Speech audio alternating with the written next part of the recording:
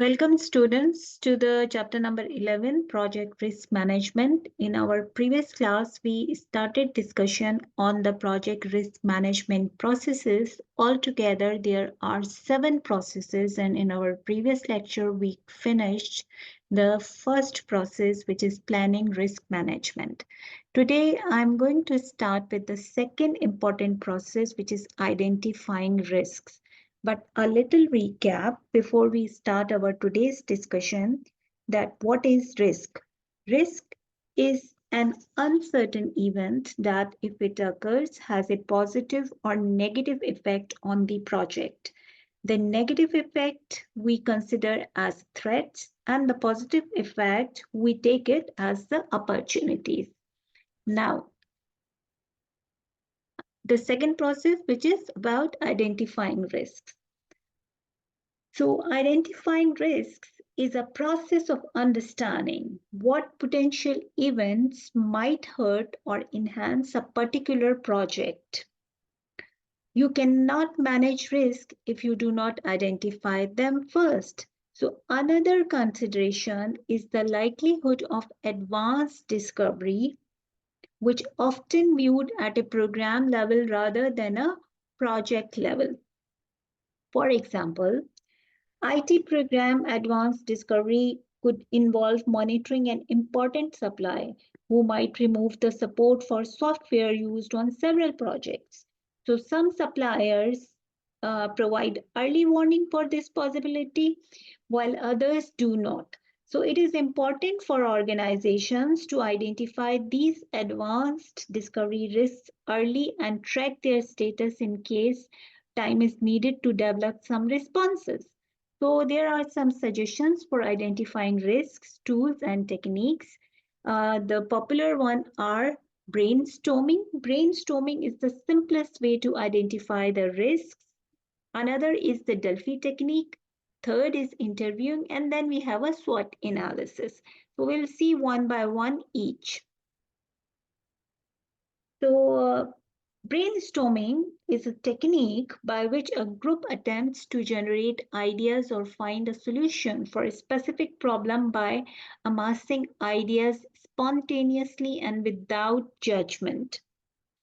So an experienced facilitator should run the brainstorming session and be careful not to overuse or misuse the brainstorming. So because the psychology literature shows that individuals produce a greater number of ideas working alone than they do through brainstorming in small face-to-face groups.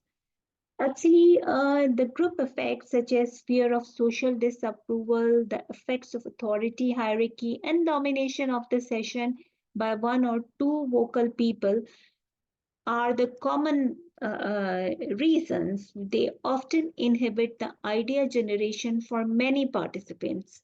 The group effects often inhibit this generation, but brainstorming is as I say, it's the simplest and the very popular way to identify the risks. Second is the Delphi technique, right? So the Delphi technique is an approach to gathering information that helps prevent some of the negative group effects which we found in brainstorming. So girls, Delphi technique is used to derive a consensus among a panel of experts who make predictions about future developments.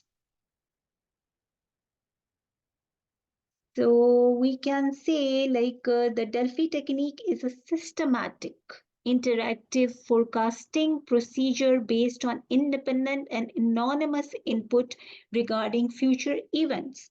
So the Delphi technique uses repeated rounds of questioning and written responses, including feedbacks to responses in earlier rounds to take the advantage of the group input while avoiding the possible biasing effects of oral panel deliberations.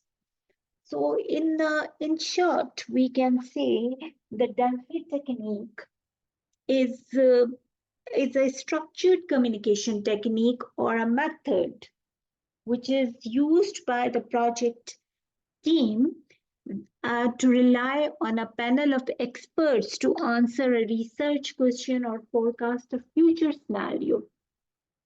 As I tell you, this method involves surveying the experts in two or more rounds of questionnaires and aggregating and sharing the anonymized responses with the group after each round. So, in this way, the method allows for reflection and revision of opinions based on the feedback of others, and it removes the possible biasing effects of the other kind of oral techniques like the brainstorming. Next is the interviewing. It's another technique is which is used. The interviewing is used is an another technique with experienced stakeholders and experts to identify the risks. So interviewing is actually a fact finding technique for collecting information in face to face, phone, maybe email or virtual discussions. Interviewing people with similar project experience is an important tool for identifying the potential risks. For example, if a new project involves using a particular type of hardware or software, people who had recent experience with that hardware or software could describe their problems on a past project. So, if people have worked with a particular customer, they might provide insight into the potential risks of working for that customer again. So, this is a very, very useful technique for identifying the risk. The last in our, according to our slides, is the SWOT analysis. SWOT analysis we discussed in chapter number 4, and we know that the SWOT is often used in strategic planning, but SWOT can also be used during the risk identification. And as you see, the SWOT analysis is what is the acronym for strengths, weaknesses, opportunities, and the threats. So the not only the SWOT we can use for strategic planning, we can use it for risk identification as well. So it helps identify the broad negative and positive risks that apply to a project. For example, before writing a particular proposal, like we discussed in our opening case, the Cliff branch could have a group of his employees discuss in detail their company's strengths, weaknesses for the projects, and what opportunities and threats may exist. Such as, do they know that several competing firms are much more likely to win a certain contract? Do they know that winning a particular contract will likely lead to future contracts and help expand their businesses? So, applying the SWOT to specific potential project can help identify the broad risks and opportunities that apply in that specific scenario or project. Okay. So the important output of the risk identification process is list of identified risks and other information needed to begin creating a risk register. So what is the risk register? Risk register is a document that contains the results of various risk management processes and that is often displayed in a table or a spreadsheet format. It is a tool for documenting the potential risk events and related information. Risk events refer to specific uncertain events that may occur to the determinant or enhancement of the project. For example, like in the beginning, I told you that the risk could be positive or negative. So, for example, negative risk events might include the performance failure of a product created as part of a project, maybe the delays in completing the work as scheduled, increases in estimated cost, maybe supply shortages, litigation against the company and the strikes. These all are the negative risks which we say they are the threats to our project. Similarly, as I tell you, risk can be a positive. So the examples of the positive risk events include completing the work sooner or cheaper than planned, collaborating with suppliers to produce better products, and good publicity resulting from the project. So all these risks which we identified by the end of the risk identification process, we have to put them in a risk register. We have to prepare a risk register for that. Okay, now let's discuss about the components or the important contents of the risk register. So these are the important contents. You can find these in your book as well. Let me take you to the book at this point. So the elements of the risk registers includes the first of all is identification number for each risk event. So the project team may want to sort by risk events or quickly search for specific risk events. So they need to identify each risk with a unique descriptor such as the identification number. Second important content in the risk register is the rank for each risk event. So the rank is usually a number with 1 representing the highest risk impact. The name of the risk event is also the important. For example, names include the defective server, late completion of testing, reduced consulting costs, and good publicity. Next, you have to provide the description of the risk event. Because the name of a risk event is often abbreviated, it helps to provide a more detailed description. Consider using a risk statement format similar to the following, like because of, give the one or more causes, and then provide the risk event might occur. This is how you can give the uh, description. For example, reduced consulting costs might be expended too because this particular consultant enjoys working for our company and is open to negotiating her rates. Reduced consulting cost might occur, which could lead to saving money on the project. So, whatever the description of the risk or the related information you have to put in this section. Next is the category under which the risk event falls. So, for example, the defective server might fall under the broader category of technology or hardware technology. Maybe there is some risk related to the customer, so you can say it, the category is the people, right? Next is the root cause of the risk. The root cause of the defective server might be a defective power supply.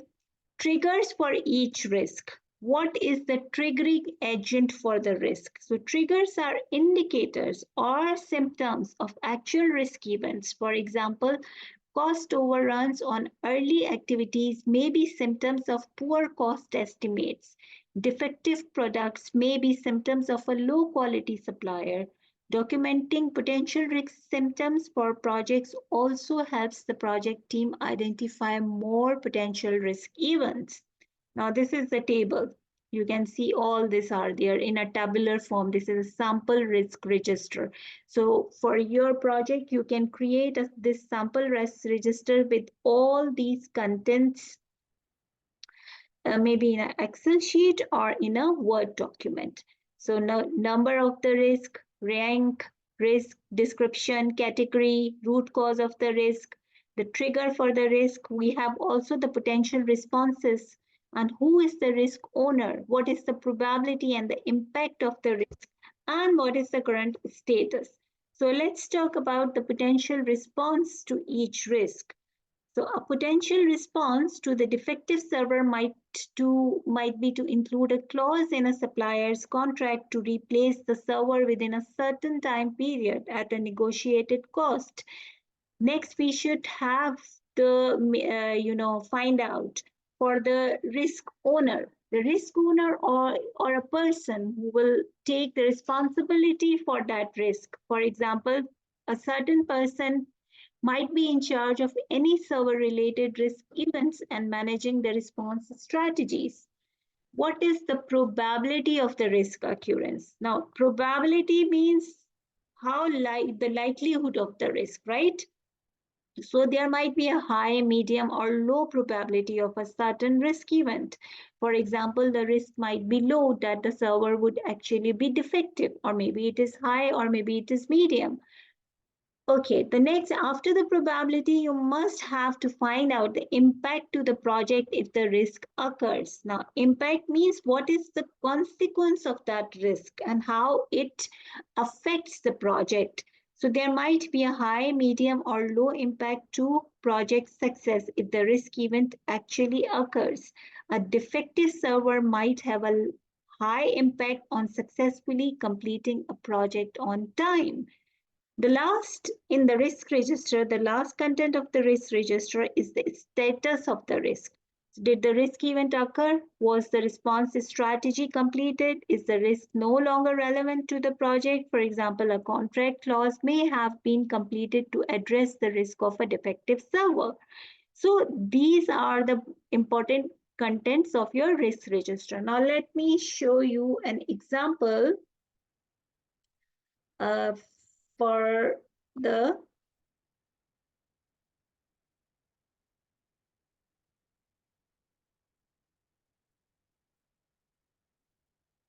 this is a sample risk register, right?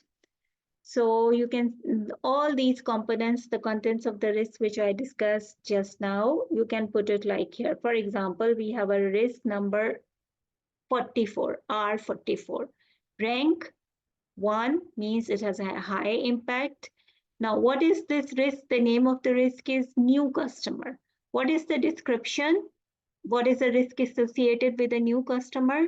We have never done a project for this organization before and do not know too much about them. So, one of our company's strengths is building good customer relationships, which often leads to further projects with that customer. Now, this might be an opportunity. We can see this opportunity in this risk. Or if we have a threat, what is the possible threat? We might have trouble working with this customer because they are new to us and we don't know about it. So, what is the category of the risk? The risk of the category is the people. What is the root cause? We won a contract to work on a project without really getting to know the customer. We just got the contract and we accepted this working on this project, but we don't know the customer. So there is a risk. Might be it is a an opportunity for us to build a good customer relationship with a new customer, or might be it is a threat because we might get in trouble working with this new customer because we don't know about it. So what could be the trigger of this risk? The new customer asks a lot of questions in person and by email that our existing customers would not. So we could easily misunderstand their needs and expectations.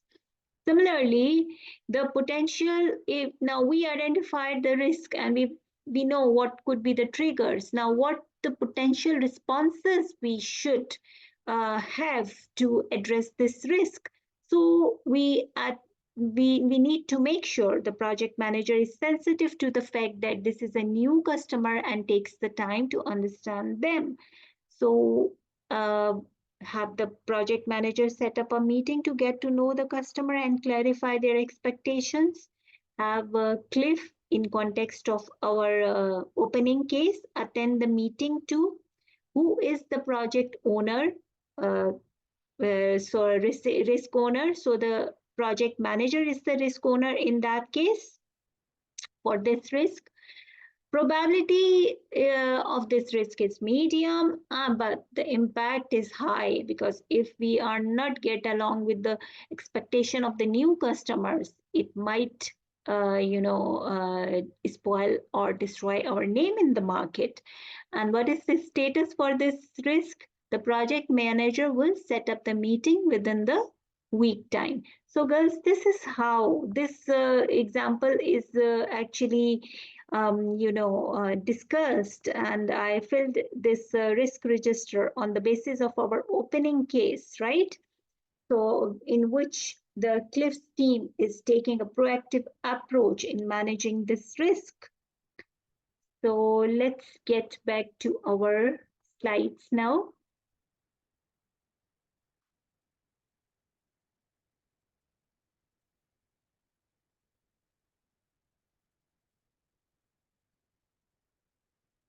So we discussed all this.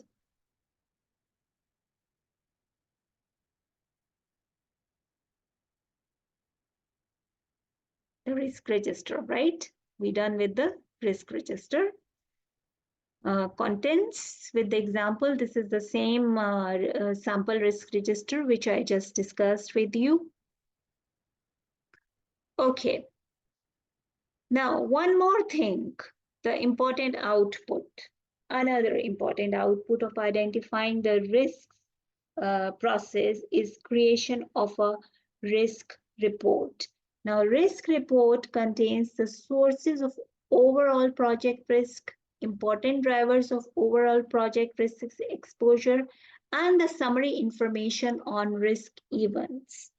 Summary information on risk events, for example, number of risks, total risk exposure, the distribution across risk categories, metrics, and the trends. So at this point, we are done with our second important process of risk process management, which is identifying risks. So identifying risk is a very important step in any project or decision-making process. In this lecture, we discussed some journal steps and the considerations for identifying risks. So in the next video, we will continue with the next, our next process.